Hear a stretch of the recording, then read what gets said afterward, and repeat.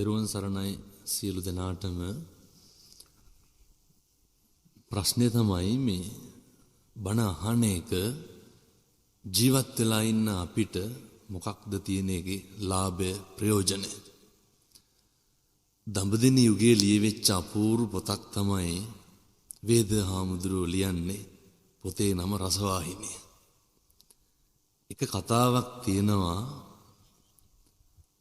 අම්මා පන්සලට එනවා බණ අහන්න. එහෙමයි.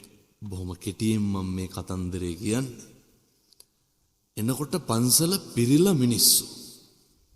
ඉඩ තිබෙන්නේ පොඩි එකත් එක්ක තමයි එන්නේ. හාමුදුරුවෝ බණ කියනකොට ඉඩ තිබ්බේ පන්සල කෙළවරේ වැලිමලුවේ. ගිහින් ඉඳ ගන්නවා. ජාමයක් බණ අහනකොට පොඩි උන් දඩබ්බරයිනේ. ඇවිදිනවා දුවනවා. අම්මා මේක දැක්කා. ඒ විතරක් නෙමෙයි, එක විසගෝර සර්පෙක් පොඩි එකා වටේ ඉන්නවත් අම්මා දැක්කා. අම්මා ලොකුවට තැකුවේ නෑ ඒක. ඒ මොකද? අම්මා බණ අහනවා. අම්මට විශ්වාසයි සර්පයාටත් සර්ප විසටත් වඩා ඒ තේන සච්චේන සුවත්ති හොතු. අම්මා විශ්වාස කරා මේ ධම්මෝ හවේ රක්කති ධම්මචාරී. ධර්මයේ හැසිරෙන මිනිස්සු ධර්මයේ විසින්ම රකින්න. ඒක විශ්වාසයි. අම්මා දැක්ක සර්පයා පොඩි එකා වටේ ඇවිදිනවා විතරක් නෙමෙයි දෂ්ට කරනවත් දැක්කා. ඊටත් වඩා විශ්වාසයි ධර්මය. බණ අහලා ඉවර වෙලා තමයි සිහි මුර්ජා වෙලා හිටපු පොඩි එකා ළඟට අරගෙන මම බණ අහනවා. ධර්මයට අනුව ජීවත් වෙනවා. මේක ඇත්තනම් පොඩි එකා සුවපත් වෙන්න ඕනේ. වේද හාමුදුරුවෝ ලියනවා. අම්මා සත්‍යක්‍රියාව කරලා ඉවර වෙනකොටම විස පිරුණු සර්පයාගේ විසෙන් සිහි මුර්ජා වෙලා හිටපු පොඩි දරුවා ඇස්පිල්ලම් ගහලා සියලමිනෝ. බණ අහන එක, ඒ විදිහට ජීවත් වෙන එක, මේක තුලින්ම තේරුම් ගන්නට පුළුවන් කොච්චර වටිනවද. ඒ තේන සච්චේන සුවත්ති හොතු. ඒ සත්‍යෙන් යහපතක් වෙනවා. මේවා බුදුවරු දේශනා කරේ. පින්නත්නේ සියලු දෙනාම කල්පනා කරන්න ඕන කාරණයක් තමයි, දැන ඉගෙන ගන්න ඕන කාරණයක් තමයි, මිනිස්සු විදිහට මේ ලෝකේ ජීවත් වෙලා ඉන්නකොට නිකං නිස්කාරණේ මැරිලා යන්න කලින් කාලෙකින් හම්බෙච්ච මේ මනුෂ්‍ය ආත්ම භාවයෙන් මේකෙන් වැඩක් ගන්නෙ කොහොමද? මේක අපිට ඵලදායී වෙන්නේ කොහොමද? මනුෂ්‍ය ආත්ම භාවය අපිට ප්‍රයෝජනවත් වෙන්නේ කොහොමද කියන එක හිතන එක, කල්පනා කරන එක අතිශය වැදගත් වෙනවා. මෙහෙම දේශනා කරන්න හේතුව තමයි මේ 21 වන සියවස ගත්තහම, අපේ ගංගෙවල් ගත්තහම, අපේ නගරය ගත්තහම, අපේ පින්නතුන් ගත්තහම මොකක් හරි අවාසනාවකට කල්පනා කරන්න සිද්ධ වෙනවා. මිනිස්සු කිසිම දැන තේරුම්කමක් නැතුව, අවබෝධයක් නැතුව මේ මනුෂ්‍යාත්ම භාවය නාස්ති කරනවා වගේ හැඟීමක් ඇති වෙනවා පින්නතුනේ. මොකද මේ පින්නතුන් කල්පනා කරාද කවදාවත් කවුරු හරි අපිට බනිනවනම්, අපි මොකක් හරි ක්‍රමයකින් දුකක් විඳිනවනම්, කවුරු හරි පවුලේ හෝ වේවා, ගමේ හෝ වේවා අපි ගැන කොහේ හරි විවේචන කරනවනම්, අපිට ගරහනවනම්, නින්දා කරනවනම්, මේ තමයි අපි කරපු අකුසල් කියලා කල්පනා කරලා තියෙනවා. මේ වෙනකොට කොච්චර මිනිස්සු තමන්ගේ ජීවිතේ අර පසුගිය කාල සමය පිළිබඳව හිතලා දුක් වෙන අම්මලා තාත්තලා කොච්චර ඇද්ද? එක පැත්තක hina වෙනවා, එක පැත්තක අඬනවා, එක පැත්තක දුක් විඳිනවා, එක පැත්තක සැප විඳිනවා.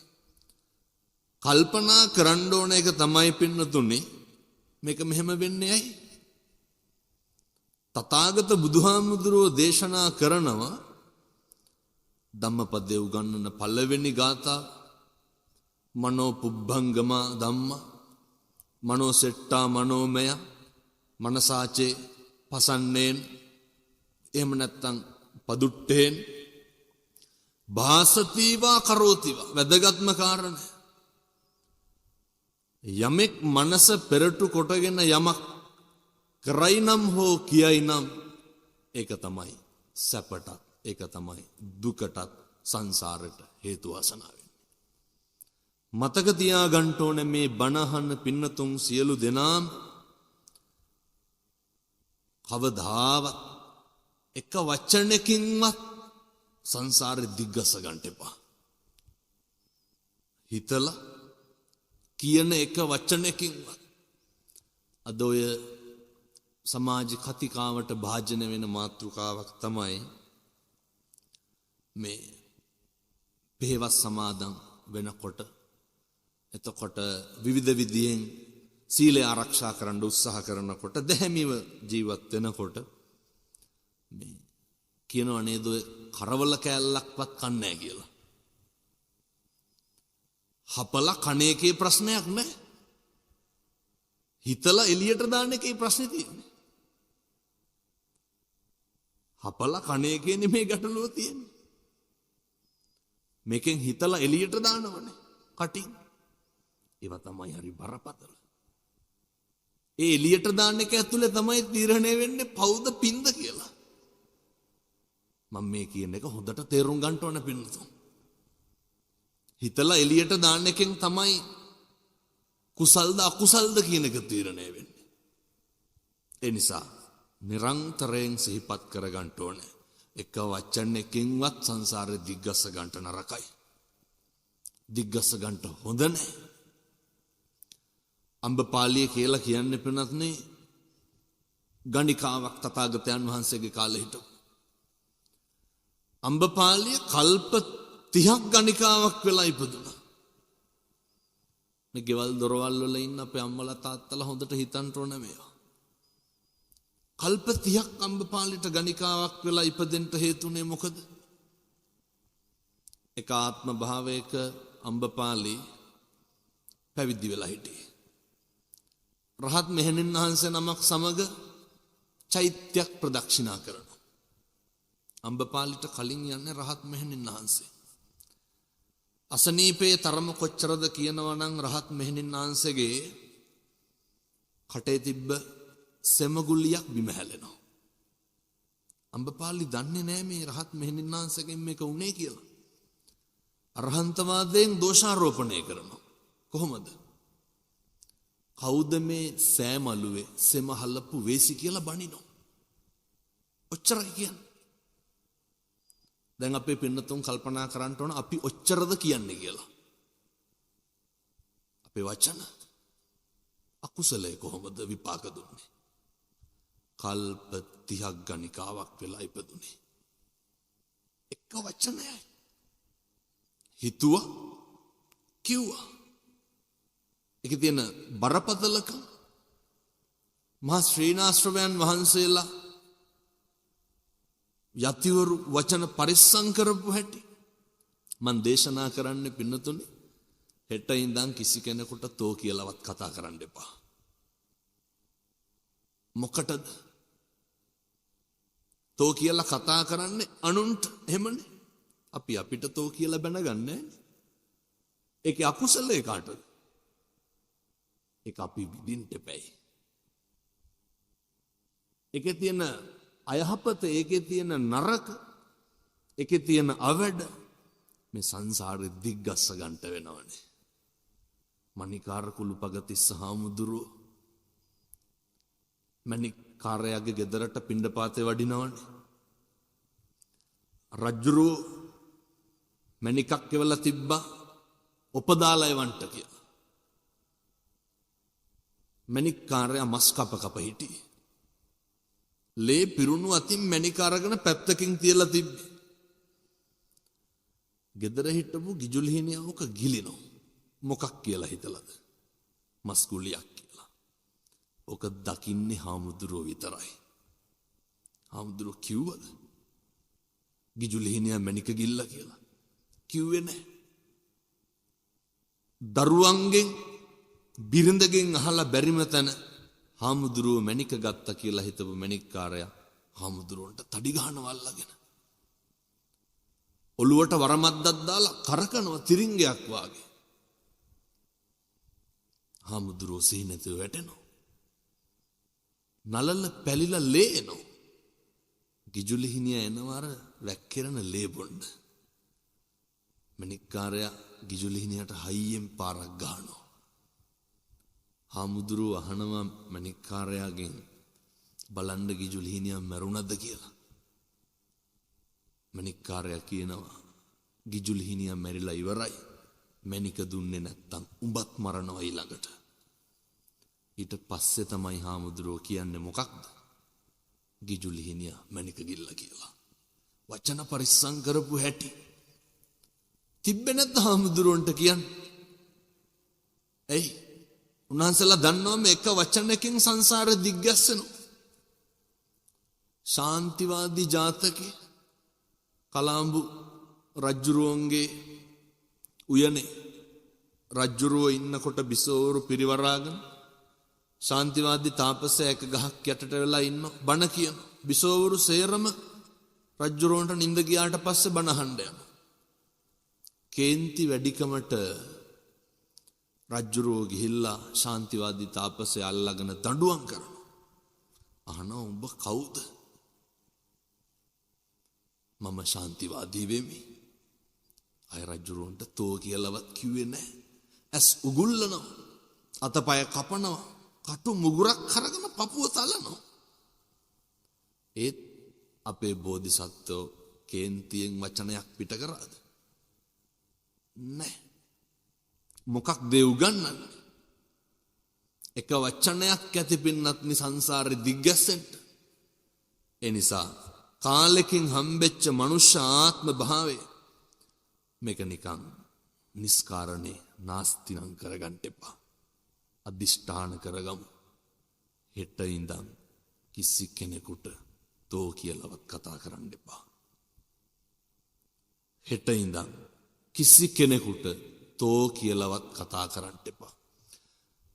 දේශනා කරපු ගාථා ධර්මයෙන් උගන්වන්නේ පින්නතුනේ මේ හම්බෙලා ඉන්න ජීවිතේ බොහොම ටික කාලය තුල මේක පරිස්සම් කරගන්නේ කොහොමද? මරණානුස්සතිය වඩන්නේ කොහොමද? මරණවා කියන එක නිරන්තරයෙන් සිහිපත් කරගන්නේ කොහොමද කියන එක.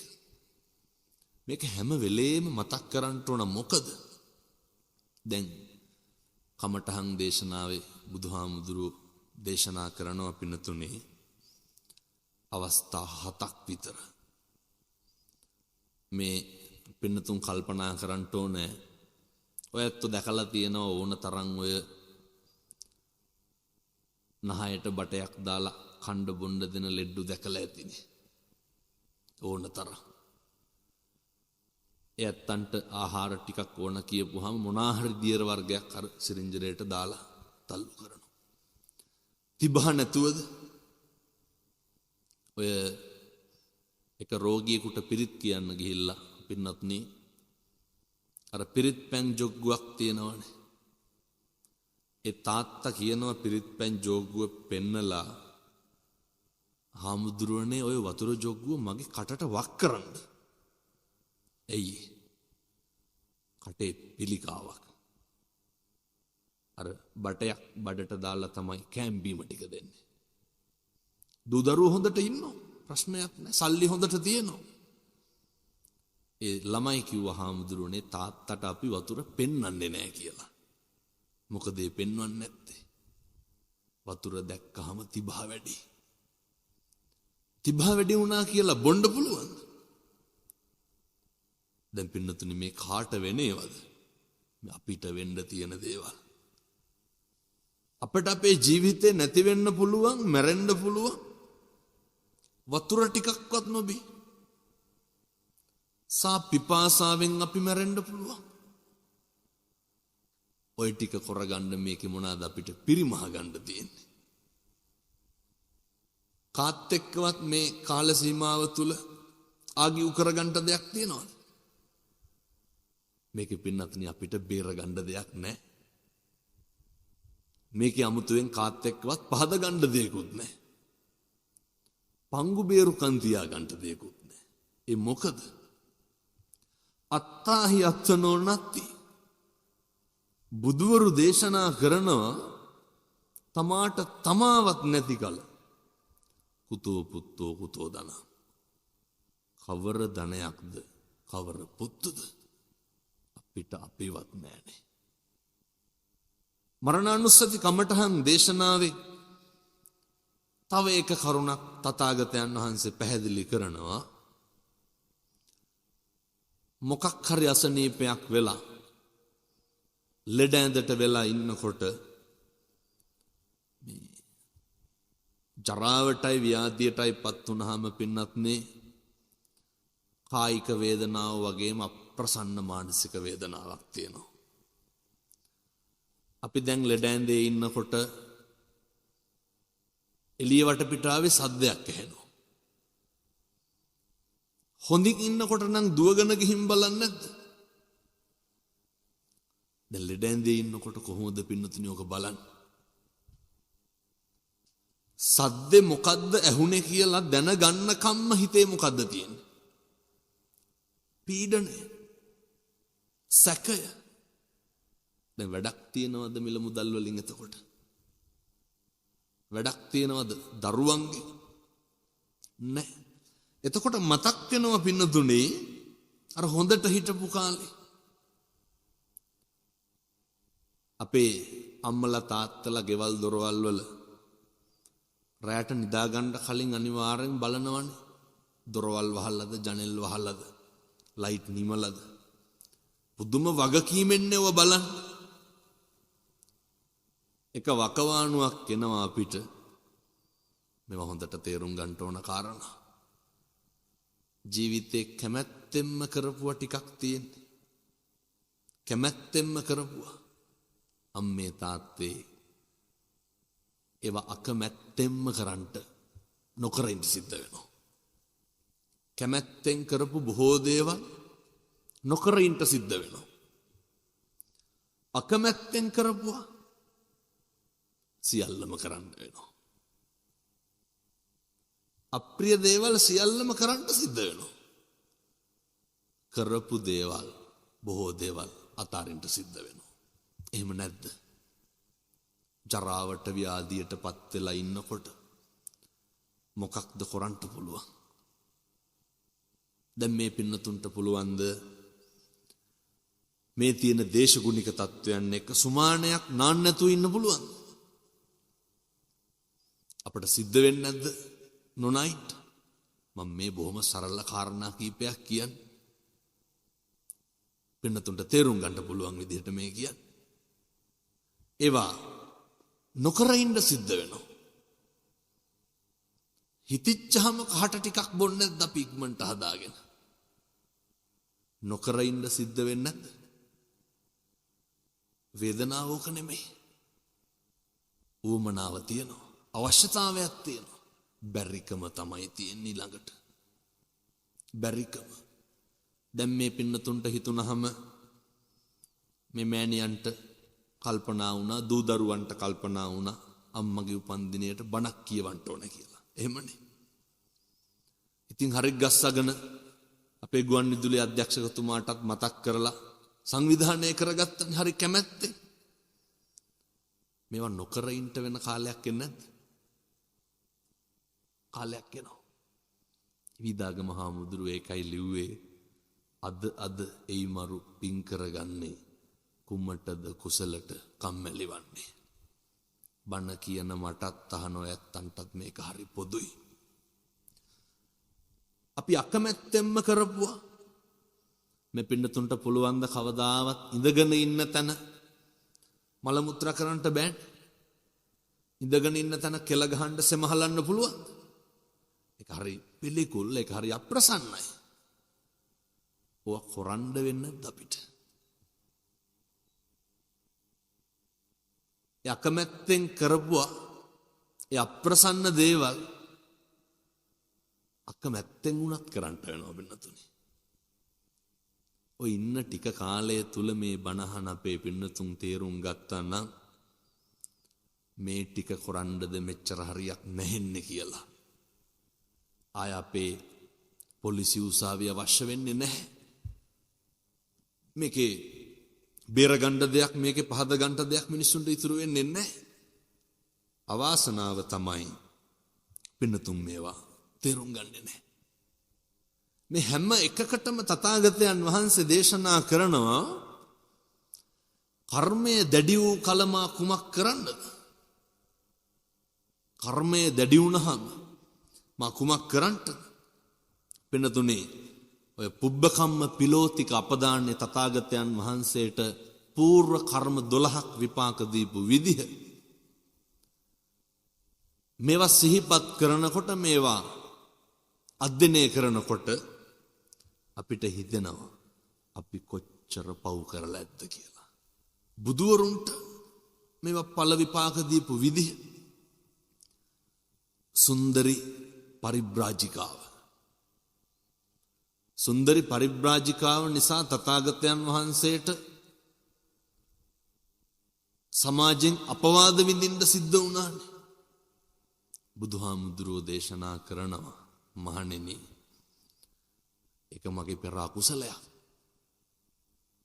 මතක තියාගන්න ඕන සියලු දෙනාම කොහෙන් හරි අපි අපවාදයක් විඳිනවා නම් දැන් මේ පින්නතුන් කියනව නේද ඔය කරපු දෙයක්වත් නැහැ කියපු දෙයක්වත් නැහැ අන්තිමේ අපි වැරදිකාරයෝ වුණා කියලා. අපේ ගංගේවල් වල කොච්චරවත්ව කියනවා. තථාගතයන් වහන්සේ දේශනා කරනවා ඒ පෙර අකුසල් අපවාදයට භාජනය වෙන්න ඒවා පෙර කරපු පව් උන්වහන්සේ මොකද එහෙම වෙන්නේ? පසේ බුදුරජාණන් වහන්සේ නමකට අපේ බුදුහාමුදුරුවෝ බෝධිසත්ව අවදීයේදී දෝෂාරෝපණය කරලා බලන්න පින්නතුනේ මේ බුදු වෙලත් අපවාද විඳින්න සිද්ධ වුණා. මොකද පෙර කරපු අකුසල්. තථාගතයන් වහන්සේ දේශනා කරනවා ඊළඟට භික්ෂුන් වහන්සේලාට පෙර ලෝකේ පහළ වෙච්ච සබ්බාබිගු බුදුහාමුදුරුවන්ගේ නන්ද කියන ශ්‍රාවකයන් වහන්සේට කාම භෝගියා කියලා දොස් කියනවා. නන්ද කියන ශ්‍රාවකයන් වහන්සේට අපේ බුදුහාමුදුරුවෝ බෝධිසත්ව අවදීයේදී කාම භෝගියා කියලා දොස් කියනවා. ඔය දොස් කියපු එකේ අකුසලයේ කොහොමද විපාක දුන්නේ? මේවා හරි වැදගත්. වර්තමානයේ කොච්චර මිනිස්සු හාමුදුරුවෝ විවේචනය කරනවද? මේ අරහත් දජේ දරාගෙන පොරවගෙන ඉන්නේ ශ්‍රාවකයන් වහන්සේලාට. උන්වහන්සේලාගේ අකුසල්, උන්වහන්සේලාගේ ඇවැත්, උන්වහන්සේලාගේ වැරදි, උන්වහන්සේලාගේ අඩුපාඩු ඒවා ඒ තමන් වහන්සේලාට ඒවා විඳවන්ට විඳින්න සිද්ධ වෙයි. අනුන් කරන වැරදි වලට අපි මොකටද කුලප්පු වෙන්නේ? අපේ සසර දිග්ගස්ස ගන්න. තථාගතයන් වහන්සේ දේශනා කරනවා චින්චමානවිකාව රජ මැති ඇමතිවරු සිටුවරු පිරිවරාගෙන බුදුහාමුදුරුවෝ බණ කී ඉන්නකොට නෙන්නේ. දාස් ගාණක් ශ්‍රාවකයන් වහන්සේලා පිරිවරාගෙන ඉන්නකොට චින්චමානවිකාව එනවා. ඇවිල්ලා මොකද කියන්නේ? බණ කී ඉඳලා හරියන්නේ නැහැ. මගේ දරු ගැබට දැන් ප්‍රසූතියට ආසන්නයි. ඉක්මනට සූදානම් කරන්න දරු ප්‍රසූතියට අවශ්‍ය කටයුතු. වෙනතුනි දාස් ගාණක් ශ්‍රාවකයෝ රජවරු මැති ඇමතිවරු ඉස්සරහ අපේ බුදුහාමුදුරන්ට අවමානයට ලක් වෙන්න සිද්ධ වුණේ මොකද? කාම භෝගියා කියලා හාමුදුරු කෙනෙකුට බැනලා. මතක තියා ගන්න ඕනේ ගංගේවල් වල ඉන්නකොට අපේ අම්මලා තාත්තලා ඔය කියනවනේ මම ඒ කියන විදිහටම කියන්න. ඔය අපිට ඇහිලක් තියෙනවා. ඔවුන් අපේ ඇස් ඉස්සරහම විඳවන්න ඕනේ කියනවා. ඔය දෙස් දෙවල් තියෙනවනේ හරියට. ඔවුන් අපේ ඇස් ඉස්සරහ විඳවන්න ඕනේ කියලා කියනවා. කොහොමද විඳවන්නේ? දැකලා තියෙනවද අපේ දෙමව්පියොන්ට සමහරක් අබ්බගාත දරුවෝ ඉන්නවා. දැන් කවුරු ඉස්සරහද විඳවන්නේ පින්නතුනේ? එහෙම කියපුවාම මේ මිනිස්සු අපේ දරුවෝ වෙලා උපදින්නේ කවුරු වෙලාද? අබ්බගාත ළමයි වෙලා. දැන් කවුරු ඉස්සරහද විඳවන්නේ? තමන් ඉස්සරහ. ඇස් ඉස්සරහ. වචන හරි බරපතලයි. හරි පරිස්සමෙන් මේවා පාවිච්චි කරන්න ඕනේ. නිකං නිස්කාරණේ කිසි කෙනෙකුට මම අර මුලිනුත් පැහැදිලි කරේ තෝ කියලාවත් කියන්න එපා. තෝ කියලාවත් කියන්න එපා. ඒකේ විපාකය අපි විඳින්න එපැයි පින්නතුනේ. බුද්ධතරා උපාසිකාව හොඳට බණ කියන්න පුළුවන් කෙනෙක්. කුදු වෙලා හිටියනේ. පසේ බුදුරජාණන් වහන්සේ නමකගේ කොන්දේ අසනීපේ ප්‍රශ්නය. බුද්ධතරාව මේක රඟ දැක්කුවා. අර හාමුදුරුවෝ මෙන්න මේ විදිහට තමයි යන්නේ කියලා. අපේ ගංගෙවල් වල මේවට කියන්නේ ඔය මිනිස්සු පුදුම විදිහට ඇනුම් පද කියන්නේ. ඔය නංවානම් කියනවා කියලා කියන්නේ. ඔය ගමේ විදිහට කියනවා නම් පද හදනවනේ. ඒවා කරන්ට නරකයි. මිනිස්සු ඊර්ෂ්‍යයි තමයි. මිනිස්සු කැමති නෑ පින්නතුනේ අපේ දරුවෙක් විභාගයකින්වත් පාස් වෙනවට. මිනිස්සු හරි කැමති අපිට වරදිනවට. මිනිස්සු හරිම කැමති අපි දුක් විඳිනවට. මිනිස්සු හරි කැමති අපි ඉල්ලගෙන මේ මිනිස්සු ගාවට යනවල. පවුල් වල උදවිය බලන්ටකෝ. කවුරු හරි අපි ගැන වැරදි දෙයක් සාකච්ඡා කරලා විවේචනය කරනවා නම් ඒකට උඩගෙඩි දෙනවා මිසක්කන් ඒ මනුස්සයා එහෙම නෙමෙයි කියලා කියන කෙනෙක් ඉන්නවද? මිනිස්සු හරි කැතයි. දැන් කවුද මේ මිනිස්සු කියලා කියන්නේ? අපි. ඒක තමයි අපේ ස්වභාවය. මතක තියාගන්න. කවදාවත් කිසි කෙනෙකුට දොසක් නම් කියන්න එපා. ඒ කාරණේම ඇතිවෙන්න පුළුවන් පින්නතුනි මේ සංසාරේ දිග්ගස්ස ගන්න. ඒ වගේම තමයි තථාගතයන් වහන්සේට දේවදත්ත හාමුදුරුවෝ ගල් පෙරලනවනේ. හිතෙන්නේ නැද්ද මෙච්චර ප්‍රාතිහාර්ය පාපු මෙච්චර දෙව් මිනිසුන්ට බණ කියපු බුදුහාමුදුරුවන්ට ඕක දැක්කේ නැද්ද? දේවදත්ත ගල් පෙරලනවා. තථාගතයන් වහන්සේම දේශනා කරනවනේ කර්මය දැඩි වූ කලමා කුමක් කරන්නද කියලා. කර්මය හරි බලවත්. ඒකට හේතුව තමයි පින්නතුනේ ඔය බෝධිසත්වයන් වහන්සේ සංසාරයක ආත්මික ඉඩකඩම් ආරවුලකට ඉඩකඩම් වලට ආරවුල් ඇති කරගන්නේ කවුද පින්නතුනේ? පිට මිනිස්සුද පවුලේ මිනිස්සුද? අය පිට මිනිස්සු අපේ ඉඩකඩම් වලට ආරවුල් ඇති කරගන්නට එන්නේ පවුලේ මිනිස්සු. ආරවුලකට සහෝදරයා තල්ලු දානවා ගලකින් පල්ලහැට.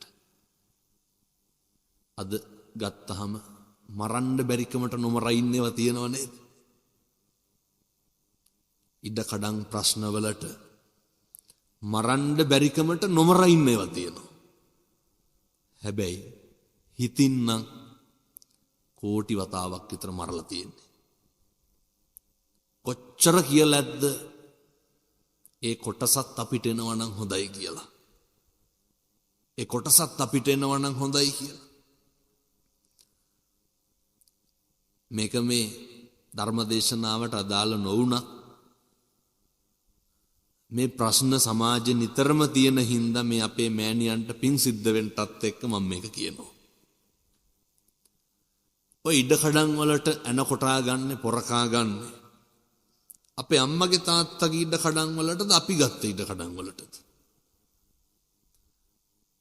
සුවහසක් ශ්‍රාවක පින්නතුන් මේ බණ අහන සියලු දෙනාම හිතන්න ඕනේ මම මගේ සහෝදරයත් එක්ක දබර වෙන්නේ, මම මගේ සහෝදරියත් එක්ක දබර වෙන්නේ, පොලිසියට යන්නේ මගේ ඉඩ කඩම් වලටද මගේ අම්මගේ තාත්තගේ ඉඩ කඩම් වලටද? මේ අම්මගේ තාත්තගේව බෙදා ගන්නටනේ. ලැජ්ජ වෙන්න එපැයි. අනුන්ගේ ඉඩම් වලට මරා ගන්නේ. හම්බ කරගත්ත දෙයක් නම් තව කමකුත් නැහැ. අර අම්මයි තාත්තයි හම්බ කරගත්තුවට දරුවෝ මොකද කරන්නේ? ඔට්ටු වෙනවා. මරා ගන්නවා. එක මහලු මඩම කම්ම කෙනෙක් මට කියනවා, ලොකු පුතා කිව්වලු, මම ලොකු පුතා මම පවසන්නේ ඇත්ත. දන්නේමි නිසි පරිදි මම මෙහි කළ යුත්ත. අම්මේ මට දෙනු මැනවි අක්කර 40 වත්ත. මේ කාලයක් ඔය මහලු නිවාසවල ධර්මදේශනාවලට වඩිනකොට එක අම්මා කෙනෙක් හැඬු කඳුළුන් කියපු කතන්දරේ. හාමුදුරනේ මගේ ඉඩ කඩන් ටික දරුවන්ට බෙදන්න යනකොට ලොකු පුතා කිව්වා, දැන් මෙහෙනේ ඉන්නේ ලොකු පුතා කියන්නේ. දැන් කොහෙද මෙහෙ කියන්නේ? ලොකු පුතා ගාව. එහෙනම් ලියන්න. අනික් කට්ටියට දෙන්න, මට වැඩිපුර ලියන්න. මේ අම්මගේ ණය ගනුදෙනුව පියවන්න යන විදිය. අම්මා කියනවා පොඩි හාමුදුරුවනේ, ඒ කාලේ මගේ කටේ තිබ්බ ටොපිය උදුරකන කණ්ඩෝයේ ළමයි ටික පොර කනවා. අම්මා කන ටොපිය උදුරගෙන කණ්ඩ ළමයි පොර කෑවා. දැන් පොඩි හාමුදුරුවනේ මගේ චීත්තෙන් මම ලව්වා උන්ගේ ඇඟ පිහදා ගන්න උන් හරියට පොර කෑවා.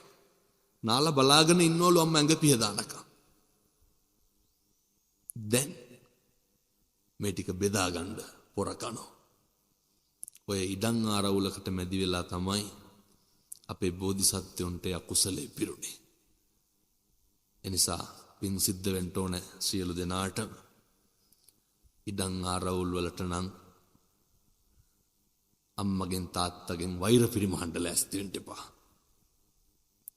අහවලාට මෙච්චරක් දුන්නනේ මෙච්චරක් දුන්නනේ එහෙනම් එහෙ ඉන්න ඕන කියලා කියන්න නරකයි. සත්පුරුෂ පින්නතුනේ, අපේ බුදුහාමුදුරුවන්ට දුනු ආයුධ දෙව්වා දේවදත්ත හාමුදුරුව. දුනු ආයුධ තථාගතයන් වහන්සේ ඝාතනය කරන්නට කටයුතු කරා. හේතුව අකුසලය. මේ පොඩි කාලේ ඉන්නකොට පසේ බුදුරජාණන් වහන්සේ නමකට එක ආත්මික ගලකින් ගහනවා. මතක තියාගන්න ඕනේ මේ කරන හැම එකකටම අපේ පිටිපස්සේ මොකද්ද තියෙන්නේ? අපි අර ගාතාවක් මං පැහැදිලි කරේ, වාසතිවා කරෝතිවා, යමක් කියයි නම් හෝ කරයි නම් ඒක තමයි සැප පිණිසත් දුක පිණිසත් ඔය හේතු වාසනා වෙලා තියෙන්නේ. මේ හිමිදිරි උදෑසන කල්පනා කරන්න ඕනේ වැදගත්ම කාරණයක් තමයි මේ ධර්මදේශනාවට මේ කාරණේ වැදගත් වෙන්නේ මොකටද? අම්මගේ උපන්දිනේනේ. මං සාමාන්‍යයෙන් පින්නතුනේ බණ 100ක් කිව්වත් 95 පොලකදී මේ කාරණේ කියනවා. අම්මයි තාත්තයි ගැන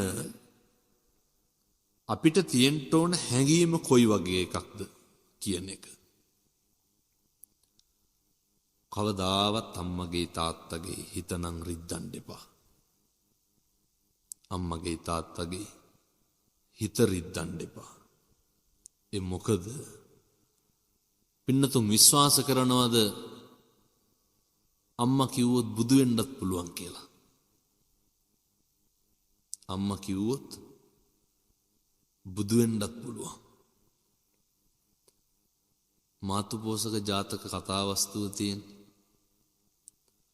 ඔය කතාවස්තුවේ නැව කැඩුනට පස්සේ අපේ බෝධිසත්වයෝ අම්මා කරේ තියාගෙන පීනගෙන එනවනේ. ඇවිල්ලා ගොඩින් තිබ්බ ගමන් අම්මා මොකද්ද කියන්නේ? මගේ පුතා මතු බුදු වෙන්න ඕන කියනවා. බුදු උනේ නැද්ද? බුදු වුණා. හේතුව අම්මලගේ වචනවලට පණ පිහිටවන්න පුළුවන්.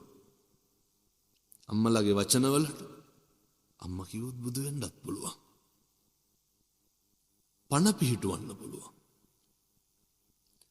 මේ ධර්ම දේශනාව ශ්‍රවණය කරන පින්වත් සියලු දෙනා මේ වෙන තාක්කල් මේ වෙන තුරු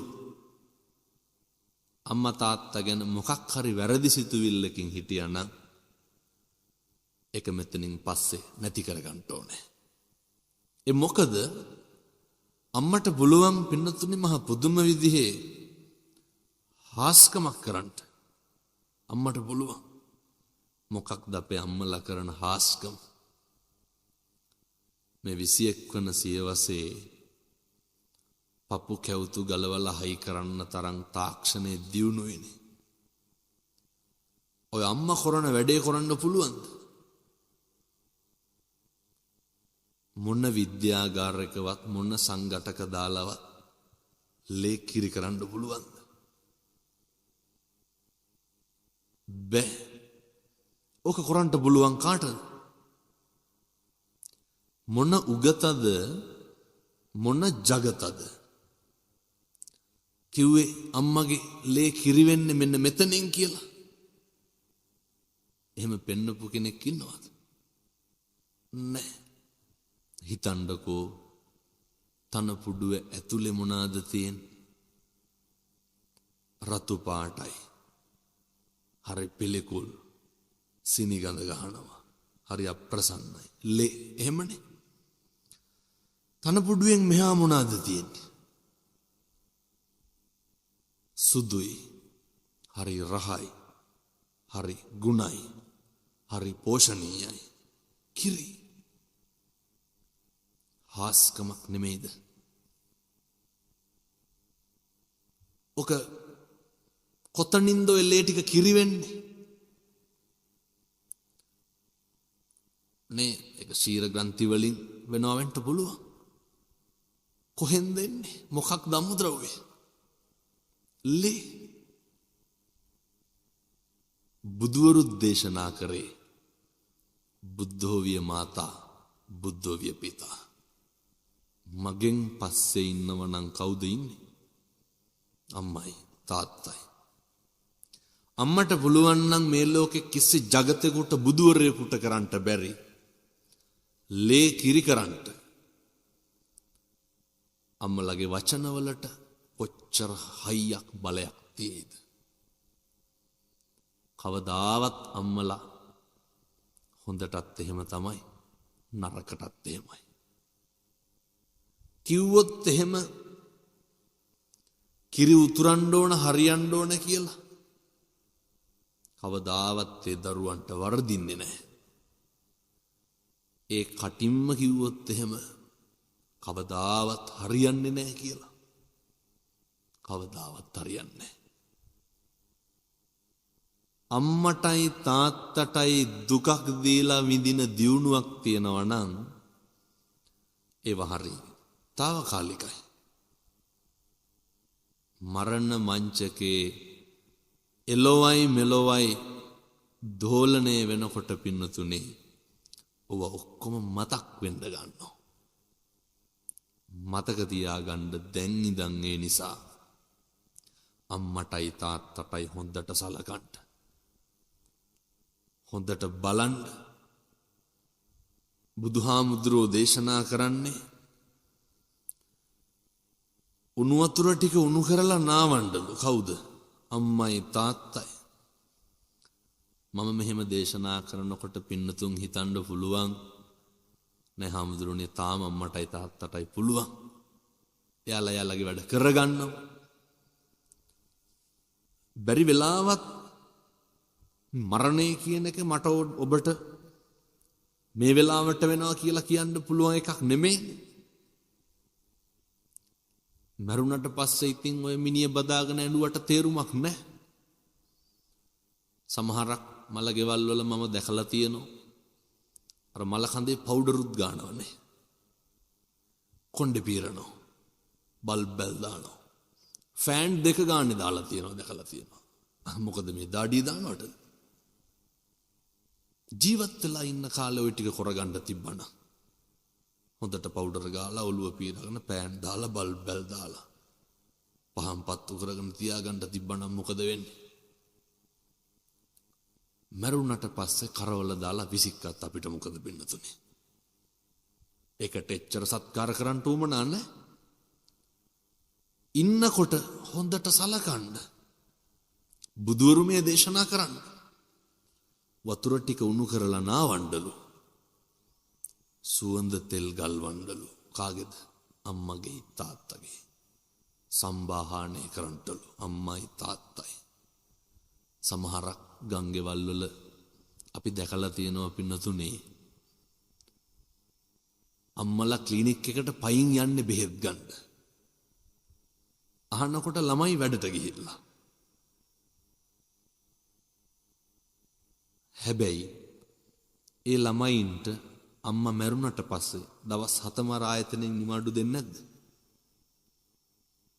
එක විනාඩි 5ක් ගන්න බෑනේ අම්මා තාත්තා වෙනුවෙන්. ඒ විතරක් නෙමේ බුදුහාමුදුරුවෝ දේශනා කරනවා පැදකුණු කරලා වඳින්නලු කාටද?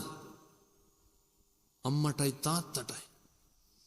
එහෙම කරනකොට ඒ අම්මගෙන් තාත්තගෙන් වචන එළියට එනවා අනුත්සාහකව. ආශිර්වාද කරනවා. මගේ පුතාට මගේ දුවට හරියන්න ඕනේ කියලා.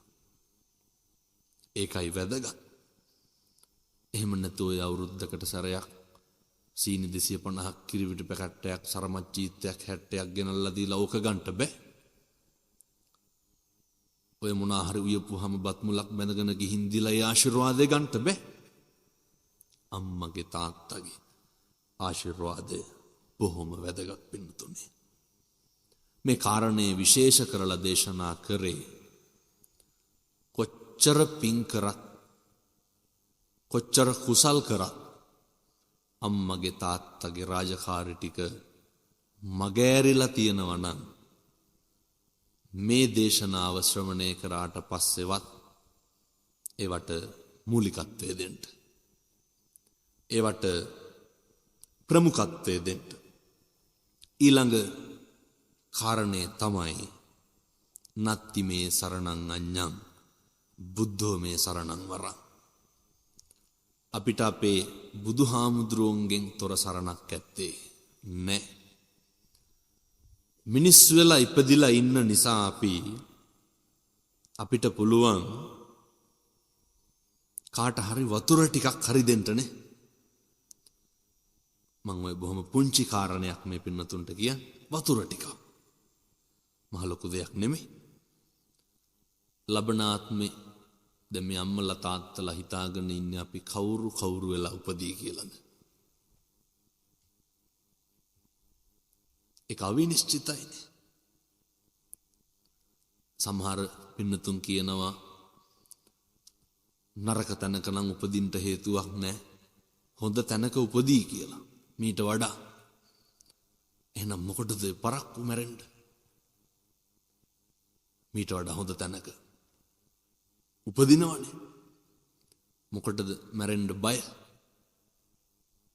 ඒ හරි අවිනිශ්චිතයි. ඒවා අපි දන්නේ. කවුද දන්නේ උපදීද නැද්ද කියලා?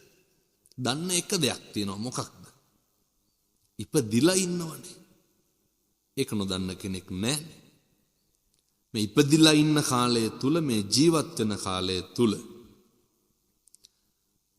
බුදුවරු පහළ වෙලා ඉන්න කාලය තුල ෂණ සම්පත්තිය තියෙන කාලය තුල හාමුදුරුවෝ ඉන්න කාලය තුල බණ අහන්න පුළුවන් කාලය තුල පින්නතුනේ බුදුහාමුදුරුවෝ හැර වෙන සරණක් නැහැ. ධර්මයේ හැර වෙන සරණක් ඇත්තේ නැහැ. සංඝ රත්නයේ හැර වෙන සරණක් නැහැ.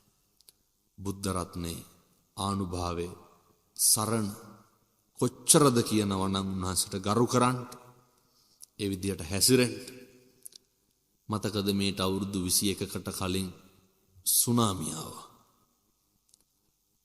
කොන්ක්‍රීට් ගොඩනැගිලි බිල්ඩින් ගලවගෙන ගියා. තින්ත පතුරක් ගැලවුණු එක බුදු පිළිමයක් තිබ්බද? නැහැ. ස්වභාවික වේසන කොච්චරවත් සිද්ධ වුණා. හෙල්ලිච්ච බුදු පිළිමයක්වත් තිබ්බේ නැහැ. ඒ තමයි ස්වභාව ධර්මයේ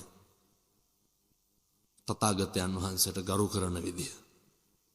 අපි කොච්චර කරන්න ඕනද? බණ පටන් ගන්න කලින් අපි පැහැදිලි කරේ ධම්මෝ හවේ රක්කති ධම්මචාරී. ධර්මයේ හැසිරෙන්න. එතකොට නිරන්තරයෙන්ම පින්නත්නේ ධර්මයේ විසින් ආරක්ෂා කරනවා ඇති. ධර්මයේ හැසිරෙන්න කියලා පැහැදිලි කරනකොට ඔය ඇත්තන්ගේ ඔළුවට එන්න පුළුවන් ගෙවල් වල මේවා කොහොමද කරන්නේ? පීඩණය වැඩි. ඒ නිසා අවසාන වශයෙන් කල්පනා කර ගන්න ඕන, ඉගෙන ගන්න ඕන. පීඩණය වැඩි වෙන්නේ කාගෙන්ද? මේ බණහන පින්නතුන්ට කවදාවත් පීඩණය වැඩි වෙලා තියෙනවද? තමන් නිසා. උදාහරණයක් විදිහට කේන්ති ඇවිල්ලා තියෙනවද මේ පින්නතුන් හින්දා කවදාවත්? දැන් ඔය දවල්ට ගෙදර නිකන් ඉන්නකොට කවදාවත් කේන්ති යනවද? නැහැ. කුණුහරුපයක් කිව්වනම් කිව්වේ අපිටද අනුන්ටද? අපි අපිට කුණුහරුපෙන් බැන ගන්නවද? බනින්නේ අනුන්ට. අකුසල් පිරෙන්නේ කාටද? අපිට. වෛර කරන්නේ කාටද? අපි අපිට වෛර කරන්නේ නැහැ. වෛර කරන්නේ අනුන්ට. අකුසලය තමන්ට. මතක තියාගන්න. වැඩිපුරම පව් පිරෙන්නේ, අකුසල් කරන්නේ කවුරු නිසාද? අපි හින්දා එහෙම නෙමෙයි. සියල්ල කරන්නේ අනුන් නිසා. ලෝභය ඇති වෙන්නේ අපි ගැනද අනුන් ගැනද? අපි ගාව තියෙන එකට අපිට ලෝභයක් ඇති වෙන්නේ නැහැ. දෙන්න ගියපුවාම තමයි ලෝභය ඇති වෙන්නේ. ද්වේෂය ඇති වෙන්නේ. අකුසල මුල් ප්‍රධාන වශයෙන් හටගන්නේ අනුන් මත හිතන්න කල්පනා කරන්නට යනකොට. වැඩක් නැහැ. ඒ කවුරුවත් මරණ මංචකේ එළවයි මෙලොවයි දෝලණය වෙනකොට ඊළඟ ආත්ම භාවයේ සැපද දුකද කියලා තීරණය කරන්න යැත්ත හේතු වෙන්නේ. අපි හිතලා අපි කියපුවා අපි කරපුවා තමයි සැප පිණිසත් දුක පිණිසත් හේතු වෙන්නේ. අභිවාදන සීලිස්ස නිච්ඡං වද්ධාපචායිනෝ චත්තාරෝ ධම්මා වඩ්ඩන්ති ආයුවන්නෝ සුඛං බලං. හාමුදුරුවරුන්ට ගරු සත්කාර කරනකොට, මහාන බමුණන්ට සලකනකොට, බුද්ධ රත්නය, ධම්ම රත්නය, සංඝ රත්නය විශ්වාස කරලා කටයුතු කරනකොට ආයුවන්නෝ සුඛං බලං. ආයුෂය, වර්ණය, සැපය, බලය, ප්‍රඥාව වැඩි වෙනවා. වැඩි දියුණු වෙනවා. වර්ධනය වෙනවා. පුඤ්ඤං චේ පුරිසෝ කෛරා කෛරාතේ තම් පුනප්පුනං තම්මි චන්දං කෛරාත සුකෝ පුඤ්ඤස්ස උච්චයෝති. කල්පනා කරන්න. කෛරාතේ තම් පුනප්පුනං කරපු පින් නැවත නැවත සිහිපත් කරන්න. එතකොට තමයි ඒ වගේ ආනිසංස වැඩි දියුණු වෙන්නේ, වර්ධනය වෙන්නේ. පියවති නවරත්න මෑණියන්ගේ 71 වන උපන්දිනය වෙනුවෙන් සිද්ධ කරපු ධර්මදේශනාමේ පින්කමෙන් රජරට ගුවන් විදුලි සේවයේ සංස්ථාව මගින් ලෝකවාසී බෞද්ධ ජනතාව ලක්ෂ ගාණක් මේ බණ දැන් අහන්න ඇති. අහලා අන්තිමේට සාදුකාර දෙනවා. ඒ සියල්ලගෙම පින හේතු වාසනා වෙන්නේ පින්බර මෑණියන්ට. එතුමියට දීර්ඝායු ලැබේවා. මිය පරලොව ගිය විල්බර්ට් එදිරිආරච්චි තාත්තටත් ස්වාමි පුරුෂයාටත් බෑණනුවන් වන චමින්ද සෙනෙවිරත්න මහත්මයා ඇතුළු මියගිය සියලු දෙනාටත් මේ පින් අනුමෝදන් වේවා. සසර වසනතුරු නිවන් දකින්නතුරු ඔබ අප සෑම සියලු දෙනාම දුකකටපත් නොවේවා. නිවනින් නිවේවා. සාදු සාදු සාදු.